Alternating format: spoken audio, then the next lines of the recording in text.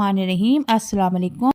सबसे पहले हमने ब्रेड के 4 स्लाइस ले लेने हैं। इस तरह बड़े बर्तन में रखकर इसके ऊपर थोड़ा थोड़ा सा पानी डालना है। पानी हमने ज़्यादा नहीं इसके ऊपर डालना, थोड़ा थोड़ा सा डालेंगे, साथ साथ इसको मैश करेंगे। अगर इसमें पानी ज़्यादा हो गया तो हमारे कबाब ख़राब हो सकते हैं। तो आप देख सकते हैं कि मैं थोड़ा थोड़ा पानी ऐड करके इनको जो है मैश कर रही हूँ। और तकरीबन ब्रेड हमारी जो है काफ़ी नरम हो चुकी है। अब ये आसानी के साथ मैश हो जाएगी। इसके बाद कुछ सब्जियां इसमें ऐड करेंगे। एक अदद छोटे साइज़ की गाजर और छोटे साइज़ की शिमला मिर्च मैंने ली थी, जो कि बारीक कटिंग कर ली। और थोड़ी सी बंद गोभी इसमें ऐड करेंगे। और यहाँ पर एक अदद दरमियाने साइज़ का प्याज कटिंग करके उसको ऐड कर देंगे। 4 से 5 अदद हरी मिर्चें बारीक कट करके ऐड कर देंगे। थोड़ा सा हरा धनिया कटिंग करने के बाद अच्छी तरह से धो लिया था और उसको भी इसमें ऐड कर देंगे। स्पाइसेस ऐड करेंगे टेस्ट के मुताबिक। नमक, ½ टीस्पून मेथी और 1 चम्मच सुरख मिर्च, ½ टीस्पून इसमें काली मिर्च और 1 चम्मच इसमें साबुत कुटा हुआ धनिया ऐड करेंगे। 1 कप के करीब इसमें अब बेसन ऐड कर देंगे। और नमक मिर्च के हिसाब आप अपने टेस्ट के मुताबिक भी रख सकते हैं। और अब इसको अच्छी तरह से मिक्स कर लेंगे। तमाम सब्जियों को अच्छी तरह से हमने मिक्स कर लेना है और नमक भी इसी दौरान आपने टेस्ट कर लेना है। अच्छी तरह से इसको मिक्स करने के बाद इसके हम कबाब बना लेंगे।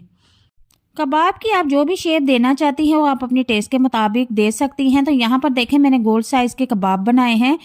अब एक बात मैं यहाँ पर आपको और बता दूं कि ऑयल जब आपने गरम करना है पहले फुल फ्लेम पे गरम कर लेना है। उसके बाद जब आप इसमें कबाब डालना शुरू कर दें तो उसका फ्लेम जो है नॉर्मल कर देना है। और एक बात आपको और बता दूं कि कबाब आपने साथ साथ हाथ के हाथ बना के इसमें फ्राई करते जाना है। हमने जो कबाब का पेस्ट बनाया था उसको हमने ज़्यादा देर नहीं रखना, क्योंकि सब्जियों में पानी होता है, वो पानी छोड़ती हैं।